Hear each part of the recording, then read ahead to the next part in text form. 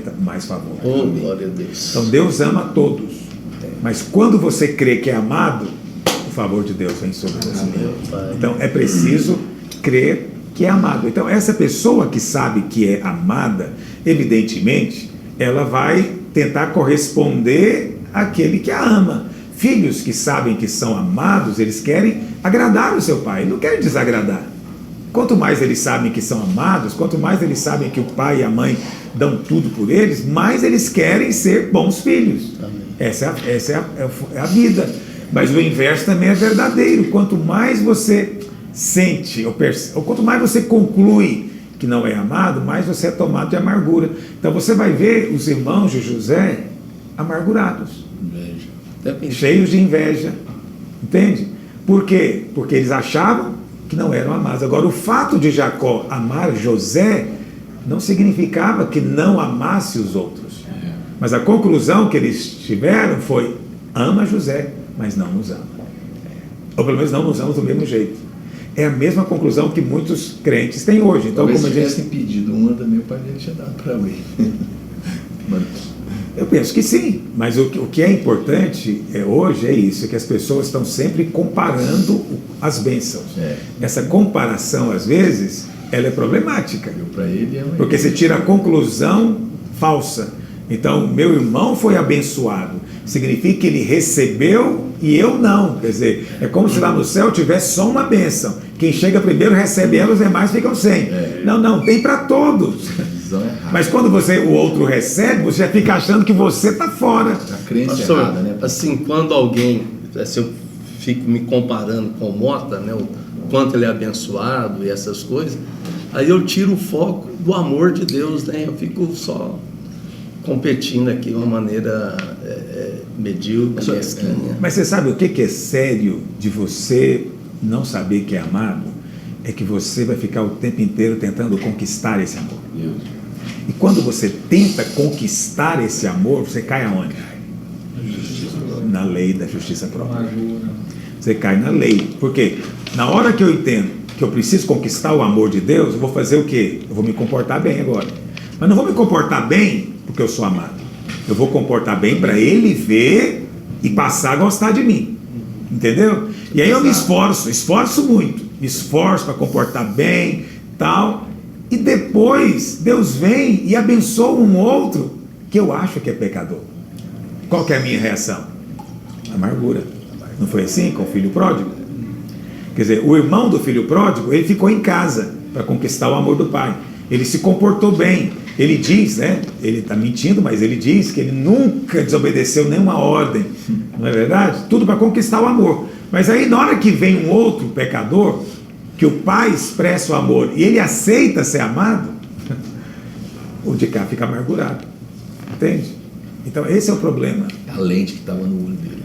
Esse é o problema, quando você está o tempo inteiro tentando ser, em vez de entender que já é. O cristianismo é essencialmente uma religião, não poderia chamar de religião, na verdade, né? Porque a religião é o homem indo a Deus. O cristianismo é Deus vindo ao homem. A religião é o homem se esforçando ao máximo para, de alguma maneira, cumprir as condições de Deus e agradá-lo. O cristianismo é Deus mesmo que vem e cumpre as condições no nosso lugar. Faz o que nós não podíamos fazer, né? O cristianismo é Deus oferecendo. A religião, o homem, é ele mesmo tentando dar alguma coisa, oferecer para Deus. Então, essa compreensão é fundamental, porque isso vai afetar a sua pregação. Então, você que é pastor, você precisa de ter clareza do que é esse evangelho, para você não ficar no domingo pregando que o homem precisa de fazer, precisa de ser, para que Deus possa gostar dele. Pastor, ainda há muito foco, né, em relação ao pecado, parece, essa retratação sem fim, que a gente erra mesmo todo dia, mas não, a dificuldade de acreditar que realmente já isso está resolvido, que Deus não imputa mais pecado, porque a sensação que eu fico é o que você está falando, eu tenho que tentar estar bem, me retratar o tempo todo, pedir perdão para ver se Deus me ama. Mas o verdadeiro arrependimento, eu vivi muitos anos da minha vida no conceito de arrependimento ligado a pecado. Então eu tinha que ficar pedindo perdão toda hora. Mas eu entendo hoje, né, tanto para a gente compartilhar, que o verdadeiro arrependimento é uma mudança de mente em relação a quem Deus é. Ele nos ama. A relação não tem mais a ver com o pecado. O pecado é um assunto resolvido. Eu não preciso ficar preocupado com isso mais, né? Mas eu preciso tanto aperfeiçoar. Eu falo que a gente tem que aperfeiçoar no amor, né? Seja aperfeiçoado para tirar o medo. Você podia falar um pouco para a gente sobre essa questão de aperfeiçoar no amor? É meditando, né, pastor? É confessando, lembrando. Então, o amor é aperfeiçoado em nós. Então, você precisa de olhar para o Senhor. Interessante que essa semana eu recebi muitas perguntas, né, no Instagram. Estou respondendo as perguntas também lá. E eu nem sei quem faz as perguntas, né? Provavelmente é de outras cidades. Pessoas talvez não nos ouçam com muita frequência, mas ouviram eu falando alguma coisa sobre a necessidade de você olhar, contemplar, e você então é transformado. E a pessoa dizia, pastor, mas eu quero algo prático. Como é que pode ser algo prático em relação a isso? Pontos para eu seguir, né? Então ela fica falando, eu tenho que imaginar Jesus, né? O que eu tenho que fazer? Mas você vê, na verdade, você tem que... A Bíblia explica a Bíblia, né? Eu gosto muito do texto lá dos 2 discípulos no caminho de Emaús, lembra?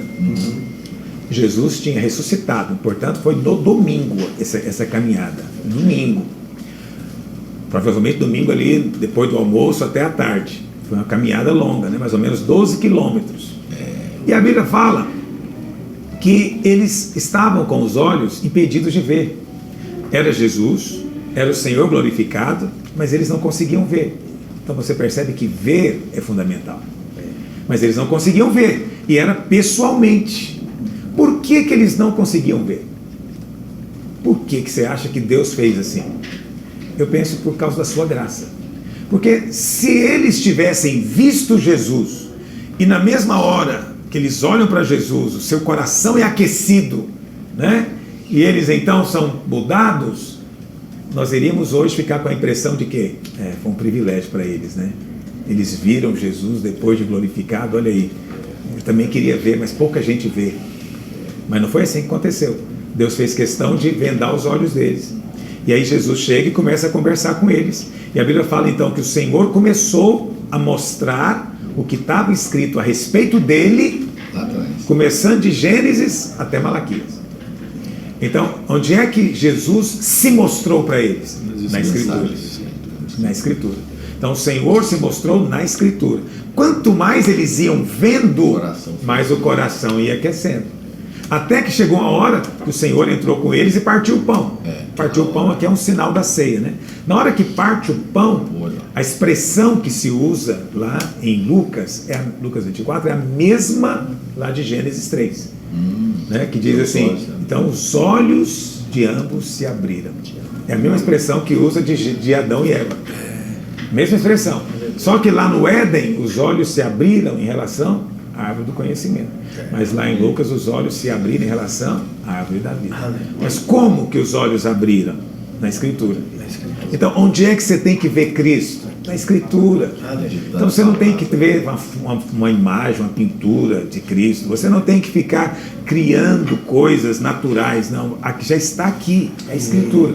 Então, quanto mais você vê Cristo aqui, mais você é transformado. Essa é que é a questão. Por isso, nós temos que mostrar Cristo.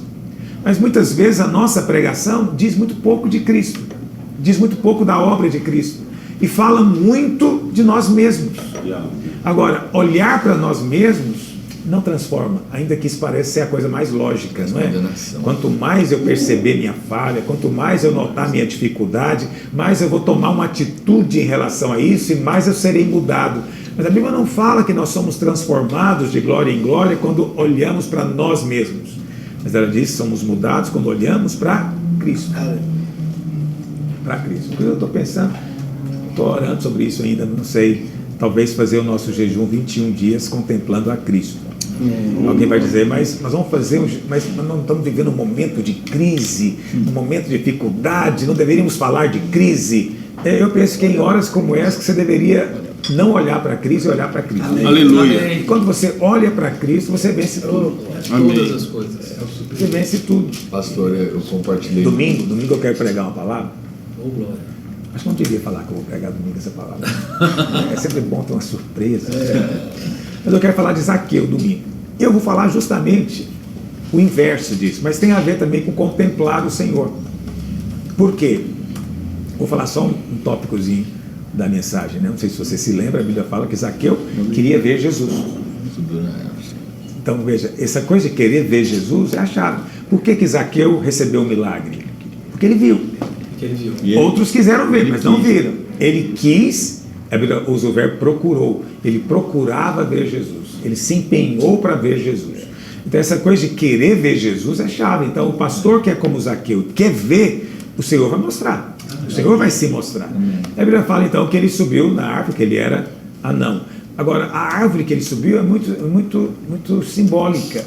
A árvore que ele subiu era um sicômoro. Eu não sei se você sabe, sicômoro é um tipo de figueira. Tem vários tipos de figueiras. Sicômoro é uma delas. É uma figueira maior, né? E claro, a figueira, qual a primeira menção de figueira na Bíblia? Foi quando o homem pecou, né?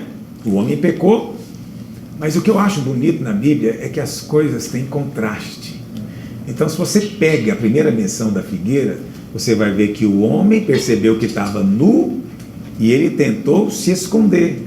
Ele não se escondeu só atrás da cinta que ele fez, mas a Bíblia fala que ele também se escondeu no meio das árvores. Agora você veja, ele está fazendo aqui uma cinta de folha de figueira. Qual você acha foi a árvore que Adão escondeu atrás?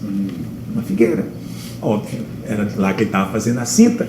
Então, quando Deus chama por ele está escondido na figueira. Mas Zaqueu faz o contrário. Zaqueu sobe na figueira e se mostra. Ele se expõe. Quando ele se mostra ao Senhor, o Senhor chama por ele. Você vê que é exatamente o inverso. É um contraste, né? É o contraste. Exatamente o inverso. E aí o que acontece? Quando você vê Cristo, Cristo vê você também. Esse ser visto é muito importante. Entende? Porque Adão escondeu. Essa é a atitude das pessoas aí fora e, eventualmente, a atitude das pessoas dentro da igreja. Elas se escondem. Entende? Por quê? Porque não creem que são amadas. Vai me ver, vai me rejeitar. Claro, eu estou nu. Né? Olha a minha condição. Né? E, no entanto, Zaqueu, que era um campeão de pecado, que na cidade todo mundo via ele como o pecador, tanto que quando Jesus fala vai comer na casa dele, o povo, todo mundo murmura, de tanta gente para escolher para ir na casa, ele escolhe na casa desse. Do Wilson Pizza. O que é bonito também lá em Gênesis é que Deus chama pelo nome do homem, né? Adão, onde estás? Zaqueu. Mas Jesus também, quando vê Zaqueu, chama ele, Zaqueu. Porque o relacionamento com Deus é pessoal, né? Chama pelo nome. Isso é uma coisa muito, muito bonita. O que eu estou querendo dizer para você é o seguinte, é que Zaqueu queria ver. Mas a maneira como ele viu foi se mostrando, se expondo ao Senhor, deixando-se ver. Entende? Então a mesma coisa acontece conosco também, nesse relacionamento de intimidade. A graça de Deus produz isso. É até interessante também no texto que a Bíblia fala que Zaqueu subiu na árvore porque procurava ver Jesus. No original a palavra no grego é zeteu, que significa procurar com empenho, né? Buscar até achar. Mas é interessante que quando Jesus depois o encontra, Jesus fala, porque o Filho do Homem veio buscar, a mesma palavra, zeteu, o perdido. Isso significa que enquanto Zaqueu estava buscando Jesus, Jesus estava antes dele buscando o próprio Zaqueu. Essa é a graça de Deus. Essa é a beleza do Senhor. Mas quando Zaqueu consegue ver, ele é mudado. Amém. Você vai ver na Bíblia essa coisa de ver Jesus é uma coisa muito séria. Você vai encontrar isso no Evangelho. Você vai ver também a mesma coisa lá no Monte da Transfiguração, né? De olhar e ver o Senhor, ver a glória do Senhor, né? Então essa coisa de ver o Senhor é uma chave espiritual muito grande, porque nós queremos fazer coisas, mas o que o Senhor quer se mostrar. Então nós somos pastores, precisamos de nos vigiar para isso, para falarmos de Cristo, entende? Nos esforçarmos para falarmos o mínimo possível do homem e do que o homem faz, mas acima de tudo de Cristo e da nossa postura em relação a Ele, de crer simplesmente. Porque olhar e crer é a mesma coisa. Você entende que olhar e crer é a mesma coisa? Jesus disse lá em João capítulo 3, né, que do mesmo jeito que Moisés levantou a serpente no deserto, ele também seria levantado, para que todo que nele cresce. Você vê, pela lógica, ele deveria ter falado diferente. Do mesmo jeito que Moisés levou a serpente, o Filho do Homem será levantado, para que todo que nele olhar. Essa seria a lógica, mas ele trocou o olhar por crer. Está em João 3, 14 e 15. Ele trocou por quê? Porque o Senhor está dizendo que quando eles olhavam, Deus reconhecia como sendo apenas fé. Por isso eles eram mudados. O veneno era tirado. Então Jesus falou, quando olharem para mim, eu vou entender o seu olhar apenas com fé. E quando tem a fé, a mudança acontece. Pastor, assim, certamente, claro, Deus já havia escolhido Zaqueu, né? Mas tem uma combinação da atitude também, né? A Bíblia diz que Deus atende o desejo do coração. E Zaqueu teve a atitude de subir lá no sicômoro, né?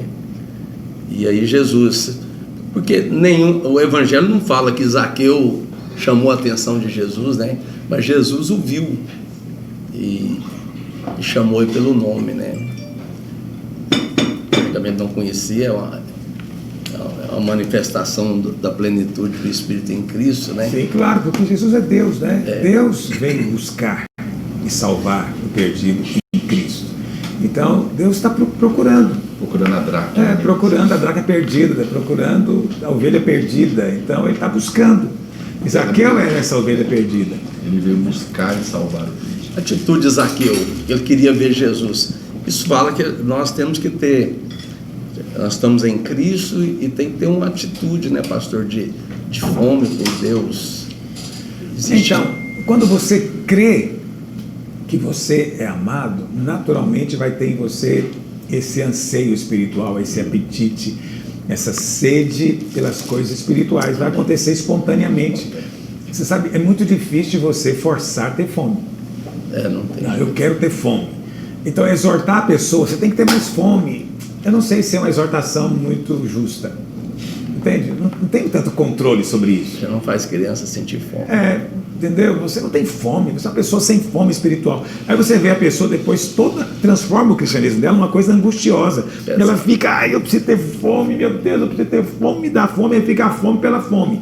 É a tanta valorização disso que você vê cânticos hoje em dia que é verdadeiro gritos de desespero. O sujeito, ele não está, entende, em paz, ele está com angústia ali o tempo inteiro. Então, assim, existe esse desejo de conhecer o Senhor, mas nem essa fome, porque Jesus disse, na verdade, quem beber dele nunca mais vai ter sede. E, no entanto, nós dizemos que ter sede é um sinal dele. Então, às vezes, tem que ter cuidado para não exagerar muito nisso, porque se tem sede é porque não está bebendo a água. Mas quando você bebe da água, a sua sensação tem que ser de saciedade, de satisfação. Mas é isso justamente que o religioso não tolera. Não tolera. Pastor, você comentou talvez até de fazer um jejum, que alguém perguntou, mas no meio da crise não contemplar Cristo, né? Domingo, uma partezinha que eu compartilhei foi justamente sobre isso, que no meio daquela tempestade, quando Pedro olha para ele, ele faz o que ele está fazendo. Ele supera a tempestade também, naquele momento. Tudo bem, depois ele tira os olhos e afunda, mas no momento em que ele olha que a gente olha para Cristo, a gente se torna como ele. Isso é tão poderoso, né? Por isso é que não tem que olhar para Cristo, tem que olhar para Cristo, né? Por isso você tem que ler o Evangelho, leia o Evangelho, pregue o que está no Evangelho. Entende? Quer dizer, você vê, olha, você já falou aí mais um exemplo de ver a Cristo. Você vai ver isso em todo o Evangelho. Entende? Essa coisa de ver o Senhor. Então, ver o Senhor é ver algo dele, algo do caráter dele, algo do amor dele, algo da obra dele. É vê-lo em todas as suas funções, profeta, sacerdote, Senhor, Salvador. Entende? É vê-lo. Quanto mais você vê, mais você tem, você é enriquecido nele. Amém. Entende? E isso não deveria ser algo assim, tido como privilégio de alguns, né? Alguns que têm mais entendimento. Não, às vezes é uma expressão, você está meditando naquele dia, né? Então eu costumo dizer que existe um maná disponível todo dia, e é pouquinha coisa às vezes, mas isso nutre você. Então, sei lá, você meditou hoje de manhã, o Senhor é o meu pastor, é isso que Ele é o meu pastor, eu sou uma ovelha, Ele cuida de mim, e você fica todo dia ruminando essa verdade, eu sou cuidado, eu estou nos pastos verdes, eu estou nas águas tranquilas, porque Ele é o meu pastor, Ele está cuidando de mim. Então, você no final do dia vai ser nutrido. Sim. Entende? Aí você fala, mas é algo novo, então não tem que ser novo. Tira esse conceito da sua cabeça que precisa ser uma coisa que você não viu antes. Extraordinário. Entende? É algo que talvez você já sabia, mas essas verdades têm que ser alimento para você constantemente, aquecer o seu coração constantemente. Eu acredito honestamente que o Senhor vai sempre trazer algo novo ali para você, fresco, no contexto que você está vivendo. Isso vai ser bênção para o seu rebanho. Você é pastor, você precisa de sempre estar compartilhando, né? Quando você vê Cristo, você vai ver que é amado. Que é amado. Domingo, eu respondi uma pergunta aqui. Essa pergunta deu muito pano para a manga também, né? Porque é uma coisa engraçada, que eu estou pregando tem tantos anos sobre isso, e é impressionante como parece que ele continua sendo novo. Continua sendo surpreendente para centenas, milhares de irmãos. Então, alguém... Muita gente nova, também não ouviu. Não sei. Talvez seja, né? Então, o que eu falei, alguém me perguntou domingo, era isso. Eu não sei por que me perguntaram isso, mas, pastor, se o evangelho, como é que é? Se o pecado não for confrontado, então é porque o evangelho não está sendo pregado. Parece. Mandou isso para mim. É bonito isso, porque nossa visão é sempre muito moralista. Nós acreditamos que nós temos que pregar sempre condenando as pessoas. É que alguém vai dizer, pastor, mas confrontar o pecado não é necessariamente condená-lo. É muito difícil você chegar para Zaqueu, vamos contextualizar. Zaqueu é um político corrupto, entendeu? Ele desviou muito dinheiro da Petrobras, é um cara reconhecidamente, né, pecador. Aí você vai confrontar o pecado dele. Como é que você vai confrontar o pecado do Zaqueu? O Zaqueu, o amigo, não faz isso não. Você quebrou a Petrobras. É assim? Não é. Isso daí. Então não posso mais exortar o pecado? Pode, mas você acha que o Zaqueu não sabe que ele fez algo errado? Já está. Você acha que Zaqueu não sabe? Ele sabe. Por isso, inclusive, que tem todo um sistema de justiça para julgá-lo. Ele sabe que fez. Aí o pregador chega e vai dizer para ele o tanto que ele é miserável e merece para o inferno. É isso que é o evangelho? Mas o que Jesus faz? Jesus chega na cidade, chama ele pelo nome, o que é maravilhoso, porque mostra que o evangelho é pessoal, né? O Senhor não fala número 22, né? Senha. Ele não chama uma senha. Número 30, não, o Senhor chama Zaqueu, Zaqueu. Saulo, Saulo, Marta, Marta. Adão, onde está? Eu amo essa coisa de nome repetido na Bíblia. Aí o que acontece? Deus chama pelo nome. Na hora que o Senhor Jesus chama ele pelo nome, fala, eu vou comer na sua casa. É que na nossa cultura, comer na casa não tem o mesmo significado que tem para um judeu naquela época. Para um judeu naquela época, sentar e comer com o pecador era impensável. Impensável. A Bíblia fala quando Pedro entrou na casa de Cornélio para pregar o evangelho. Depois ele foi chamado pelo conselho lá em Jerusalém para se explicar o que estava fazendo na casa de gentio. Quer dizer, Pedro era um apóstolo, entendeu? Então Jesus fez algo absolutamente escandaloso, absurdo.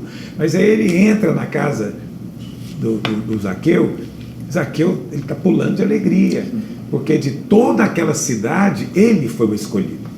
Então você vê que a escolha de Deus não tinha nada a ver com merecimento, nada a ver com as boas obras. E Jesus em nenhum momento fala nada do pecado dele, nem fala da vida moral dele. Entende? O Senhor só vai comer com ele. Eu imagino que estava comendo, alegre, estava rindo, não sei o que eles estavam conversando, mas estava falando das coisas do céu. Num certo momento, Zaqueu se levanta e fala o quê? Ele que confessa. Senhor, é o seguinte, se porventura eu defraudei alguém, eu vou restituir 4 vezes mais. Você sabe que estava na lei. Eu não me lembro se é Êxodo 32. Essa proporção, pastor? Exatamente essa. Eu não sei se é Êxodo 32. Depois alguém acha para mim. Não sei qual que é o versículo que a Bíblia fala dessa lei, né? Quando roubasse, tinha que restituir, no caso de uma ovelha, 4 vezes mais. E ele, então, mesmo sem o Senhor falar nada da lei para ele, ele acabou cumprindo a lei. Quando você prega a graça, as pessoas, em algum momento, vão obedecer à lei. Entendeu? Em algum momento. Mas não porque é lei, mas porque elas foram transformadas por dentro. Mas quando você prega lei, não significa que elas vão obedecer. 2 Samuel 12:6, pastor. Não, é Êxodo. Êxodo, Pela certeza. cordeirinha restituirá 4 vezes. Porque também está remetendo a Porque isso. também não a tá lei. Porque não compadeceu. Samuel está remetendo a ele. Então, olha lá em Êxodo, eu quero que vocês achem Êxodo. mesmo. É 22, eu acho. Então leia. Se alguém furtar boi ou ovelha Isso, é esse mesmo. e o abater ou vender por um boi, pagará 5 bois e 4 ovelhas por uma ovelha. Isso, essa é a lei. Êxodo 22. Entendeu? Até Êxodo 22. Então o que acontece? Você tem a lei exigindo algo e agora você tem o cara cumprindo o que a lei diz. Mas não porque é lei, entende? Mas porque ele foi de alguma maneira conquistado pela graça de Deus. Mas em nenhum momento o Senhor Jesus confrontou o pecado dele. Pastor, essa- Desnecessário, Agora, né, pastor? não é interessante que Jesus confrontou o jovem rico? Isso é interessante. No capítulo anterior, lá de Lucas, né, a história de Zaqueu está em Lucas 19. Em Lucas 18, Jesus está vindo e vem um jovem. A Bíblia não fala que ele era jovem, eu falo. A gente costumou chamar ele de jovem rico. Mancebo rico. E a Bíblia fala então que esse cara chega, né, fala: bom mestre, o que eu faço para herdar a vida eterna? 2 ricos, né? Zaqueu. E aí o Senhor, os dois eram ricos. Zaqueu também era muito rico. Só que Zaqueu ficou rico de maneira, né, Ilícita. ilícita. E o Senhor fala: você guarda os mandamentos? Presta atenção, Jesus não está ensinando aqui que para ser salvo tem que guardar mandamento, irmãos. Ok? O Senhor faz. É maravilhoso como o Senhor coloca as coisas, porque as pessoas que têm a mente torta, elas vão ler de maneira torta, vão tirar conclusões tortas, vão chegar no destino Eu só estava errado. querendo trazer luz para ele. Você tem que entender o que o Senhor tem em mente. Aí você cumpre os mandamentos, não matarás, não adulterarás, tarará, e fala: Senhor, eu cumpro tudo desde a minha Tudo juventude, certinho. desde pequeno. Aí o Senhor volta para ele e fala: mas tem uma coisa que te falta. Você vê, uma coisa só. Vamos ser franco, é só uma coisa. Tá facinho. O cara está numa posição boa. Porque o Senhor falasse: rapaz, te falta muito. Aí você falou: não, só falta uma. E ele falou: mentira, vai cumprir nada, você acha que cumpre? O Senhor poderia falar isso, mas o Senhor não falou. O Senhor só falou o seguinte: falta uma coisa para você. Você é tão bom, né? Uma coisa só. Vai, vende tudo que tem, você deve se lembrar. Isso. Mas ele virou as costas e foi embora, nem negociou. Ele falou: Senhor, não pode ser o dízimo, não pode ser, quem sabe, 50%, tem que ser tudo. Quer dizer, nem conversar, ele não conversou, ele não estava disposto a dar nada, ele não deu nem um centavo, ele foi embora. Entende? E você vê, por que o Senhor colocou a lei para ele? Porque a lei mostra o pecado. Entende? E O ele Senhor- chegou para se relacionar nessa base, né, pastor? Zaqueu não. Exatamente. Então ele chegou se dizendo justo. Para aquele que chega dizendo ser justo, sempre falta alguma coisa. Sempre falta alguma coisa. Entendeu? A lei sempre dá uma sensação de débito. Pastor, e é alguma coisa que você não vai conseguir. Irmão, acredite em mim. Quando você ouve só lei e você vive na lei, você vive permanentemente com a sensação: me falta uma coisa. É verdade. Me falta Tem uma alguma coisa, né? Você falou, Alguma tem alguma coisa. coisa. O que eu fiz? Eu não tenho nada. Eu não Fato. cheguei ainda, eu deveria chegar. Deus, abre Me os falta meus alguma olhos, eu coisa. preciso ver o que está Falta faltando. alguma coisa. Porque nós criamos o conceito de que o pecado, ele é o grande problema. Mas não é. Impressionante como O pastor não fala isso, o pecado é uma coisa muito ruim. Sim, pecado é ruim, tem consequências ruins. Mas ele não é o grande problema. Por quê? Porque já foi resolvido. Uma vez que o sangue foi derramado e a condenação que deveria vir sobre o pecado já veio sobre Cristo, então Deus agora já Não imputa mais. Acabou. O pecado não é mais o problema. Qual que é o problema agora? Qual que é o problema? Jesus ficou nos 4 evangelhos lutando com esse problema. Qual o problema? É quando o sujeito não admite que tem pecado. Porque o evangelho é só para quem tem pecado. É só para os doentes. Entende? Não é para os sãos. Só isso. Entendeu? Então por que os fariseus é que são o tempo inteiro confrontados? Só eles ouviram palavras duras. Só eles. Os pecadores, nenhum. Nenhum ouviu. Você Pastor, pode olhar. E tem gente que prega o evangelho nesse conceito que a pessoa te perguntou, porque é uma coisa muito doida. Se eu não te conheço, fala: eu queria ser seu amigo. Pastor Luiz, tá bom, vamos conversar. Mas é o seguinte: se você não quiser ser meu amigo, eu vou te matar. Porque tem gente que é aquela coisa: se você também não quiser Deus, ele vai te mandar para o inferno. É uma amizade muito doente, né? Assim, é um relacionamento esquisito. Mas se eu não gostar dele, ele vai me mandar para o inferno. Mas Jesus não faz, não lida assim com as pessoas. Se você não me quiser, eu vou te condenar. Mas o legalista, essa é a conversa, né? E para tentar minimizar, eles também colocam que tem que dar tudo, né? Não, se você quiser ser salvo, você tem que entregar tudo. Assim, mas não existe isso no Novo Testamento também. Se você quiser ser salvo, você precisa crer. Você vai ganhar de graça, você não vai ter que dar nada em troca. A sua vida não vale. Não dá para você pagar a sua salvação. Porque aí o ímpeto, com razão, fica falando, mas está custando muito caro para mim isso. Você falou que é de graça, mas eu tenho que dar tudo? Entendeu? Assim, Tá valendo. não tem. É contraditório. Então, é preciso crer. Mas é difícil demais para nós pregar isso, porque fica parecendo um evangelho muito fácil, um evangelho sem consistência, sem compromisso, não é verdade? Então, eu não sei, nós teríamos enorme dificuldade de conviver com o Senhor. Entende? Por quê? Porque o Senhor conviveu com esse tipo de gente que não tinha essa consistência. A maior parte dos crentes dariam muito bem com fariseus, porque era gente muito, muito santa, muito correta. Ficaria de fora da festa, né, pastor? Com certeza. Então, essa ideia de que não está tendo o mover de Deus porque tem pecado. Se quando acabar o pecado, aí vai ter um avivamento. Se não tiver mais pecado, Jesus volta. Então, é tudo em função do que o homem faz. E as pessoas pregam isso o tempo inteiro. E se você fala qualquer coisa diferente, você que é o falso profeta. Pastor, você falou isso uma vez e é tão verdadeiro que as pessoas dizem que os avivamentos que aconteceram na história terminaram por causa do pecado.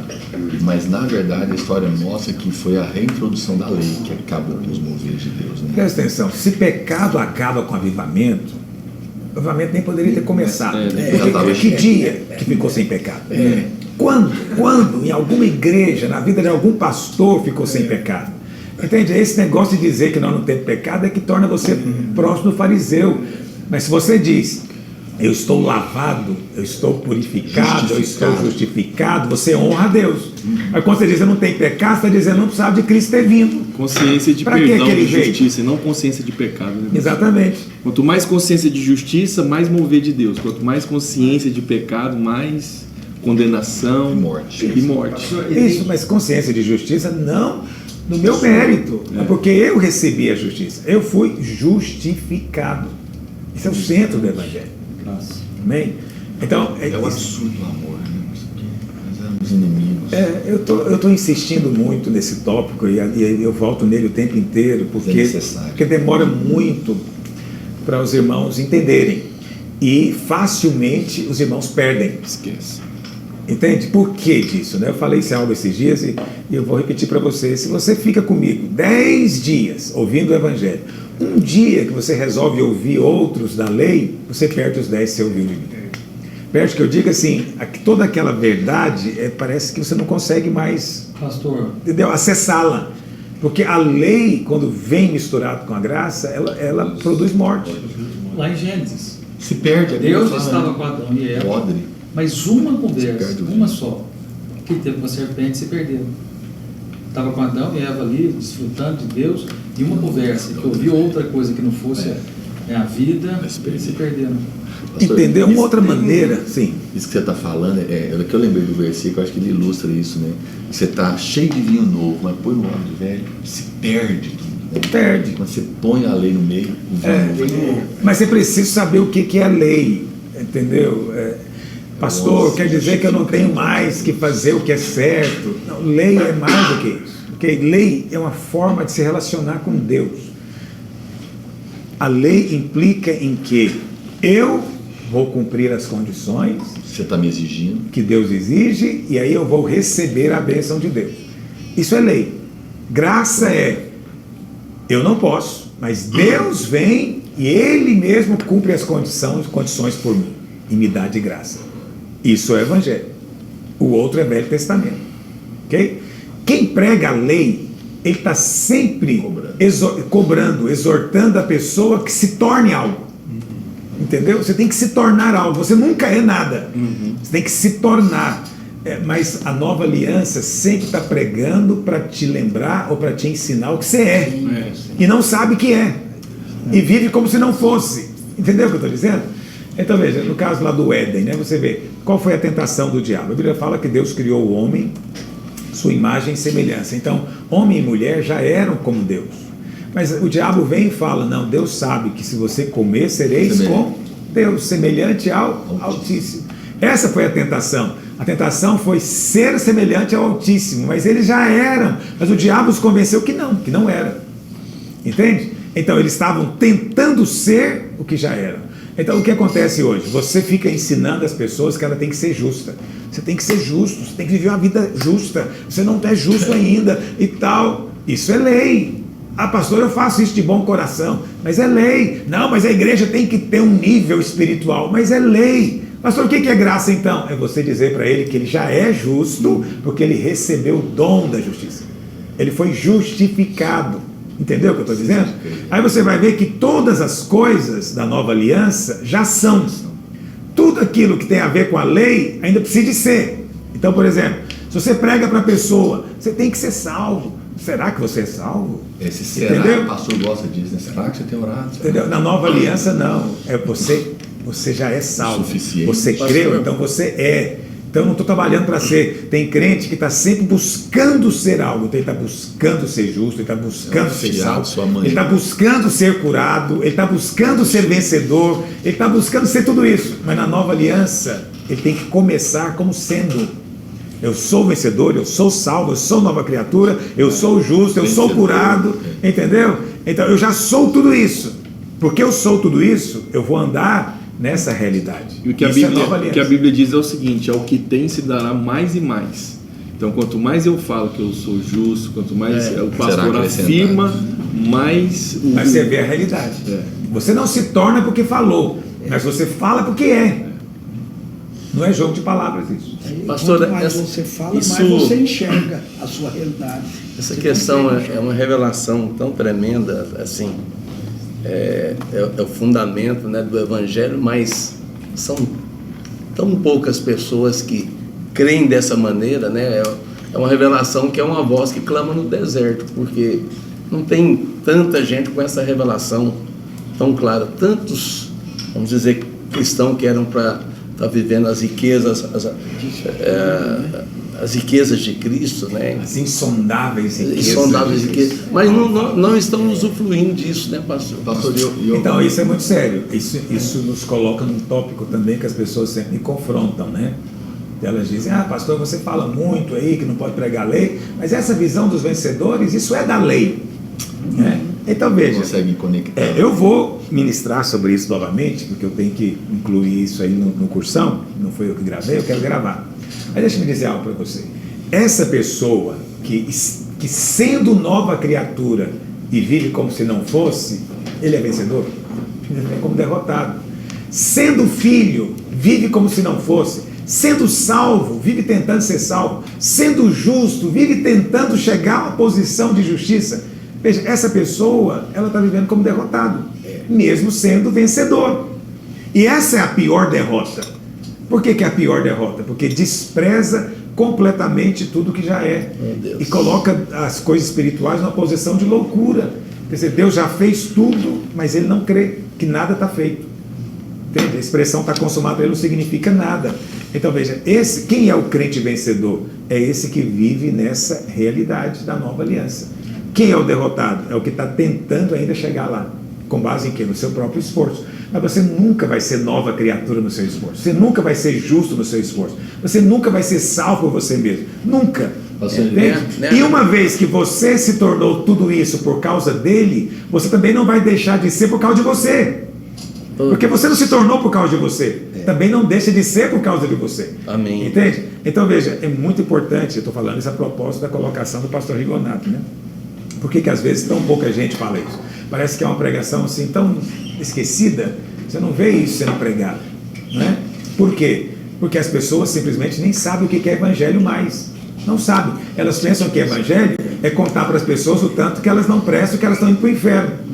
Elas não sabem. É contar para elas o tamanho do pecado delas. É mostrar para elas a gravidade do que ela fez. De que demônios agora estão oprimindo ela. Porque olha aí tudo que ela aprontou. Então esses pastores cheios de merecimento próprio, eles se acham gente muito mais zelosa, gente muito mais fiel, quanto mais eles condenarem os outros. Quanto mais condenação, mais eles se acham fiéis. Mas na verdade são apenas hipócritas, fariseus, Por quê? Porque eles mesmos não carregam o jugo que eles colocam sobre os outros. Ninguém carrega. Pastor, o evangelho, para eles, parece que vale só para o primeiro momento, né? Da salvação. Depois é cada um por si só. Exatamente, porque eles acreditam que essa coisa de sangue de Jesus, de cruz, essa coisa não convertido. Então, eu recomendo você, pega as pregações de um pastor que você admira aí, pega lá as pregações, ele deve ter muitas lá no canal dele no YouTube. Vê qual foi a última vez que ele falou do sangue de Jesus ou da cruz, da obra da cruz, do sacrifício no Calvário. Ele não vai falar. Entende? Por que ele não vai falar? Porque isso não parece ser algo interessante. Então é melhor ele falar coisas mais ligadas assim, como 5 passos para como ser bem sucedido, um casamento bem sucedido, um negócio vencedor, como você vai ter certas virtudes, né? Então não falar sobre a virtude da paciência, da bondade, ele vai falar exemplos e tudo mais daquilo ali. Veja, essas coisas são ruins? Não são ruins, mas você sabe, a árvore do conhecimento do bem e do mal não é chamada de árvore do pecado, sabia disso? Ela é chamada de árvore do conhecimento do bem e do mal. Isso significa que tem 2 coisas que podem ser ruins igualmente ante Deus, o bem e o mal. Pastor, a dificuldade... Como é que o bem pode ser ruim? Isso é uma coisa que as pessoas às vezes não têm noção. Ah, pastor, como é que você pode dizer que é errado eu fazer isso? Como é que você pode dizer que é ruim isso que eu faço? Todas as vezes que ele nega a alma de Cristo. Entendeu? Isso é muito importante você entender. Entendeu? Existe algo... Em 3 palavrinhas. Só antes de avançar, eu queria só colocar um ponto que eu acho que é a grande dificuldade até de muitos pastores nessa ligação da mensagem da graça com a revelação dos vencedores, porque na minha percepção é que a pessoa acha que o vencedor, eu me torno vencedor pelo aquilo que eu faço. Não, eu me torno vencedor por aquilo que eu creio que Cristo já fez. Porque essa é a verdadeira conexão, né? Que nós, justamente o que você falou. Não tenho que achar que porque eu fiz. Não, eu não fiz, eu creio que Cristo fez. E isso nos leva para a posição de vencedor. E acho, pastor, que essa questão que você está colocando, eu percebo uma coisa. A árvore do conhecimento, nós sabemos, como você bem disse, ela é um caminho do humanismo, que tem a ver com o 666, né, pastor? Que é o número do diabo. E a gente, eu não sei, a minha percepção, pastor, se eu estou enganado, parece que essa onda de autoajuda, de coach, e que tem influenciado muitos pastores nas suas mensagens, é um trabalhar das trevas para levantar a mensagem que o homem que o homem faz, que o homem levanta, que o homem cuida da sua vida, que o homem tem que fazer, e nós estamos na contramão da mensagem que Cristo fez, a obra de Cristo. Há um confronto de mensagens forte acontecendo. É a minha percepção, porque eu acho que isso é o caminho do fim. Jesus está voltando, o diabo está querendo se manifestar e a mensagem está se confrontando aí. Nós, como pastor, temos que ficar sensíveis a isso. Olha, se isso está acontecendo no mundo, não tem nada a ver com isso. Não tem nada a ver com as coisas que se ensinam no mundo, né, nas universidades. Mas é crescente, né? Eles estão fazendo isso lá porque é isso que eles têm. O que me incomoda é só quando isso vem para o púlpito. Entendeu? E eu nem estou preocupado com outros púlpitos, só com os nossos aqui. Amém. Então é muito importante que a gente esteja pregando essa mensagem, mas também não pode ser porque eu estou falando, porque eu estou mandando. Você precisa de ter os olhos abertos, você precisa ter o coração tomado por isso e contagiar também os seus líderes, para que eles vivam essa mesma realidade, né? Porque isso é o que você falou, os sites, aí, os canais dos pastores estão cheios de 5 passos para isso. 5 passos para aquilo é tudo que você pode fazer para melhorar o seu casamento, o seu negócio, mas não ensina que isso está em Cristo. É porque nós sempre pensamos que o problema que nós é que temos que fazer, né? E certamente se alguém me ensinar a fazer, eu vou conseguir, não preciso de Deus. Tem também esse pessoal que ensina, não, tem coisas que é para você fazer. Deus não vai fazer por você. Só o impossível que Deus vai fazer. É claro que Deus não vai lá limpar o banheiro lá de casa para mim. Não é verdade? Não tem ninguém tão louco que tá pensando isso. Quer dizer, toda pessoa, até o ímpio, ele sabe muito bem que tem uma certa dimensão da vida que é onde eu me relaciono com Deus. Entende? Não tem nada a ver com limpar o quintal, nem entupir a pia, nem lavar o carro. Porque isso não traduz sua vida. O que traduz sua vida são as grandes questões, dilemas, escolhas. Entende? E diante dessas questões da vida, todos nós precisamos de Deus. Não tem esse negócio de Deus não precisa se envolver nisso aqui. Entende? Nós precisamos. Você faria bem em depender dele. Só que a maneira de Deus é simples. Então o que Tiago fala? Alguém está precisando de sabedoria? Faz um curso bíblico. Alguém está precisando de sabedoria? Procura um coach, um discipulador. O que a Bíblia fala?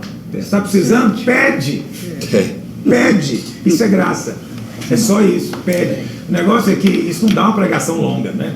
Não dá uma pregação longa. Eu tenho que ficar escavando só muito. Isso, como diz, né? Quer dizer, você faz a coisa parecer muito simples, mas eu não disse que é fácil, mas é muito simples, sim. Tira a glória do homem, né, pastor? Totalmente. Tira Quer totalmente. dizer, a pessoa nem sabe que hora que ela ganha essa sabedoria. Você sabe o dia que você ganhou essa sabedoria? Você não sabe. Nem isso você consegue perceber. Mas Deus vai te dar, porque o Tiago está dizendo, porque Ele dá a todos liberalmente. Ele nem dá assim por medida. Vou dar só um pouquinho para você, porque é perigoso sabedoria demais. Não, ele fala, vou te dar com liberalidade. Mas você conhece irmãos que estão realmente empenhados todos os dias em pedir sabedoria? Poucos. Os que fazem isso já são sábios. Quem está na sua casa ajoelhado pedindo sabedoria é porque já é. Entende? Os tolos é que não fazem. Ele já tem a lente de Cristo. Já é um melhor é quando você lembra da Bíblia que o Senhor nos ensina até durante o sono. Nós estamos dormindo e o Provérbios fala que Ele nos ensina, nos dá essa sabedoria. Então, voltando a essa questão desse critério, né? Frequentemente os irmãos me colocam esse critério. Ah, mas o que tem de mais isso? Qual que é o problema disso? Então, essa coisa de que tem de mais não pode ser baseado só no conceito moral, que o conceito moral ele é insuficiente para explicar a árvore do conhecimento. Porque o conceito moral ele só vale, na verdade, para decidir o que é mal. Entende? Mas o que é bom ele não se aplica. Mas Deus diz que o bom também pode ser fora. Então tem 3 palavrinhas que a Bíblia sempre descreve, né, nosso pecado. A primeira é pecado. O pecado tem a ver com a nossa natureza. Nós nascemos com ele, é uma tendência inata da nossa carne, né? A Bíblia fala que o pecado foi condenado. Interessante que a Bíblia não fala que o pecado... Você sabe, tem pecados no plural e pecado no singular. O pecado no singular não é algo que você faz, entende? É algo que você tem em você. Esse pecado, a Bíblia trata ele como pessoa e fala que na cruz ele foi condenado. Por que o pecado foi condenado? Porque todo réu condenado não serve mais de prova, entende? Um réu que está lá preso, ele não pode servir de testemunha de outro crime, porque ele foi condenado. Condenados não servem de testemunha. Então o pecado não serve mais de testemunha contra você no céu, porque a Bíblia fala que ele foi condenado na cruz. A segunda palavrinha é transgressão. O que é transgressão? Transgressão tem a ver com lei. Você só transgride uma norma, né? Você transgride uma lei. E a Bíblia fala que você não está mais debaixo da lei. Você foi liberto da lei. Aleluia. Por que você foi liberto da lei? Porque você morreu. E você nasceu agora no outro lugar. E nesse outro lugar a lei é outra. É a lei do Espírito. A gente tem que lembrar todo dia disso. Então você não é mais transgressor. Ainda transgredir. Mas não quer dizer que a lei não existe. Mas não quer dizer que nós não temos lei. Vivemos sem lei. Nossa lei é outra. A terceira palavra é iniquidade. Essa é a palavra que a maior parte das pessoas não tem clareza do que significa. E a Bíblia não usa iniquidade só com relação a coisas feias. Entendeu? Imoralidade, né? Pornografia, impureza, ou então coisas ligadas a relacionamento, porfia, luta, inimizade e tal. A Bíblia não usa iniquidade para isso, porque a palavra iniquidade, para quem fala inglês é mais fácil, porque em inglês a palavra igual é equal. Equal, que também vem do latim. E iníquo significa desigual, que não é igual. É o aníquo no inglês. Mas em inglês também tem iníquo. Então, iniquity. Então, quando você tem a iniquidade, significa que você tem uma desigualdade, você não é igual a Deus. Significa que Deus, em última análise, é o padrão. Qualquer coisa diferente dele é inaceitável. Isso é iniquidade. O que isso significa? Significa que aquilo que é pecado, transgressão, está na cara. Mas e aquilo que é bom? precisa ser comparado com Deus. Se não for igual ao de Deus, é iniquidade. Por isso. Então você tem uma bondade, mas essa bondade que você tem não é de Deus, é iniquidade. Você orou, mas se a oração que você fez não é a oração de Deus, sua oração é iniquidade. Entendeu o que eu estou dizendo? O que isso significa? Por mais que o ímpio faça coisas boas, aos olhos de Deus é só iniquidade. Por isso que a justiça, né, pastor, é se Então ele não aprovar. tem. Só Cristo mesmo. Você está entendendo o que eu estou dizendo? Ele não tem saída. Mas aí você encontra um crente da lei. Aí o crente da lei, ele não sabe nada de iniquidade. Por quê? Ele só é preocupado com não matar, não roubar, não prostituir, mas a iniquidade vai além disso. O que Jesus disse lá em Mateus capítulo 7? Em teu nome, Senhor, não expulsamos demônios, profetizamos, curamos enfermos. Aí ele fala o quê? O cara estava fazendo Vós que praticais Apartai-vos de mim, vós que praticais o quê? a iniquidade. Peraí, expulsar demônio é iniquidade? Curar enfermo é iniquidade? Em teu nome. Entendeu? Por quê? Porque não foi feito em Deus, em Cristo, da maneira de Deus. Entende? Foi o homem fazendo. Deus rejeitou também. Então, você sabe, no Velho Testamento, uma hora eu quero pregar sobre isso. No Velho Testamento, o sumo sacerdote, ele tinha que fazer um sacrifício pela iniquidade do santuário. Já leu essa Bíblia? Porque o santuário tinha iniquidade. O que significa isso? Significa que o sacerdote, o sumo sacerdote, por mais que eles fossem zelosos, eles nunca conseguiam fazer o ritual perfeito como deveria ser. E eles próprios não eram perfeitos como deveria ser. Então o culto tinha iniquidade. Então, para que Deus aceitasse, ele tinha que oferecer também um sacrifício pela iniquidade do santuário, ou seja, por tudo aquilo que eu fiz que não era no padrão divino. Era para ser feito, estava de acordo com o que a lei prescrevia, mas não estava de acordo com o padrão divino. Vê como é que são as coisas, né? Aí você fala, então, qual que é o problema de eu fazer isso? Nenhum problema, mas só que você tem que ter cuidado, porque quando você deixa de pregar o evangelho para pregar coisas boas, para Deus isso é iniquidade. A auto-iniquidade. É muito sério. Entendeu o que eu estou dizendo? Então, é muito sério quando você entende essas coisas, porque isso ao mesmo tempo te dá muito respeito diante de Deus. Amém. Porque o nosso culto também tem iniquidade. Entende? Você pode estar ali confessando o seu pecado Em iniquidade. em iniquidade. Porque o erro humano sempre está envolvido. Sim, você está lá confessando o seu pecado e você fala, eu sou tão mal assim. Você está ali chorando e pensando, eu estou aqui me arrependendo. Estou bem. Agora eu estou. Você vê como são as coisas? Quer dizer, se não for Cristo, você não tem saída. Você não tem saída. Mas tem gente que acredita que ele vai meter o porrete no pecado ali, todo mundo vai de repente agora ter uma vida de completa equidade. E não existe. Entende? Você só é aceito por Cristo. Por isso você quando vai adorar, você traz Cristo, você faz tudo em nome de Jesus, você move pelo Espírito, nada por você. Amém. Nada. Você tem que sair de cena porque em nós só há pecado, transgressão e iniquidade. Só nisso, na nossa carne. Por isso tudo tem que ser feito no Evangelho. Amém. Com base na obra dele. Aí torna-se aceitável diante de Deus, porque tudo que Cristo fez foi perfeito. Amém. Foi divino. Foi do jeito de Deus. Entende o que eu estou dizendo? Nós não conseguimos ser equilibrados, né? Quando nós somos firmes, nós somos ásperos, mal educados. Quando nós queremos ser também muito amorosos, a gente é leniente, passivo, pamonha, não é verdade? Nós não conseguimos ser como o Senhor. Mas o Senhor, quando Ele é firme, Ele jamais é violento, áspero. Amém. E quando Ele é amoroso, Ele jamais é fraco. Entende? Porque Ele é perfeito. Então tudo tem que ser feito para Ele, e Deus só aceita Cristo, mais nada.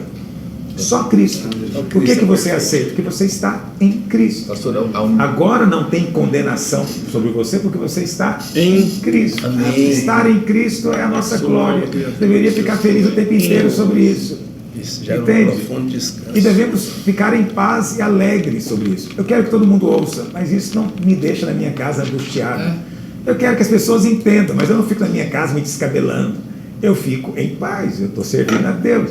Eu fico triste quando recebo dezenas de mensagens de gente chateada com o que eu falei. Eu queria ser uma unanimidade. Mas daí, eu não sou e nunca vou ser. Então eu estou em paz na minha casa e vou continuar fazendo. Então faça a mesma coisa, continue falando. Mesmo que no momento, como diz o pastor Rigonato, com percepção correta, na minha opinião. Parece que somos minoria. Parece que são poucos aqueles que falam disso. Mas não se importe com isso. Não se importe com isso. A mensagem é poderosa, mesmo que seja só uma voz falando. Amém. A mensagem é muito, muito poderosa. Amém. Temos que continuar falando e sustentando. Amém. Pedindo ao Senhor que Você nos falou de dê relevância sabedoria. outro dia. Você falou de relevância outro dia, não é a quantidade de gente, mas É o alcance. A verdade humildade, prevalece, né, a humildade, falando, né, você falou, eu lembrei disso, muitas pessoas, que a justiça própria, ela tem essas duas faces, a do, digamos assim, a do pecado e a do bem que não é aprovada, que é aquela coisa de achar que eu ficar me condenando o tempo todo diante de Deus vai me justificar ou agradar a Deus, mas a humildade não é ficar o tempo todo se condenando, é ficar fora da equação. Olha para Cristo. Sim, porque você não entra, você é só beneficiário, entendeu? Você não atua em nada, você só recebe coisas. Eu sei que isso Você é AB positivo. Tão estranho para as pessoas, né? Porque tem pastor que acha um absurdo isso. Como é que um crente quer só receber? Eu ouço críticas frequentemente, recebo pequenos vídeos do pastor dizendo como os crentes só querem receber. Mas olha, quando você vem ao Senhor, venha para receber. Aleluia. Só isso. Entende? Quando se trata de uns com os outros, nós servimos. Mas quando você vem diante do Senhor, venha para receber. Ele vai servir você. Okay? E essa coisa de ficar o tempo inteiro se condenando, tira o favor também. Lembra disso? Quem vive debaixo de condenação não tem favor. Porque quem vive debaixo de condenação está dizendo que o sacrifício de Cristo foi insuficiente. Ele precisa pagar com algum tipo de martíriozinho, né, de penitência, autopunição. Então, quando você crê que realmente foi suficiente o sacrifício do Calvário, você simplesmente tem paz. Aleluia. Quem tem paz tem favor. Quem vive se condenando perde o favor. Eu sempre falo isso porque favor é a coisa mais importante. Não tem nada mais importante no universo do que o favor de Deus. Portanto, não perca de forma alguma. Será que é o mesmo? Amém? Eu não sei se alguém me mandou alguma pergunta. Com certeza. Não sei, aqui é difícil de saber, né? Aqui teve uma luta aqui para conseguir entrar. O número do site não responde. Christian Jimenez mandou aqui uma foto aqui. Zé Marta, todo mundo assistindo. Então, começando a reunião do presbitério com uma devocional poderosa. Obrigado, pastor Christian Jimenez, pela honra. Luiz Renato também. Pastor Eribilton, da IBAV. De Ibirá. Pastor Manuel, pastor Silvio Gali mandou dizer que estamos juntos. Eu não sei se estamos juntos aqui ao vivo. Daniel Durante também aqui. Fernando Lojudice está aqui também participando da reunião. Obrigado, irmãos. Esse foi só a primeira reunião, primeira vez que estamos fazendo juntos. Vamos ter toda semana esse momento aqui. Se você quiser que a gente compartilhe algo, responda algo, manda antes para mim, né? Eu vou ler antes de chegar aqui na reunião e a gente vai compartilhar. E eu vou ter que deixar um secretário para ler o celular, porque enquanto eu estou falando aqui eu nem lembro de celular, então é possível que alguém mandou alguma mensagem aqui e eu não vi. Amém? Mas foi um prazer muito grande, espero que tenha sido bênção para você também, participar esse tempo juntos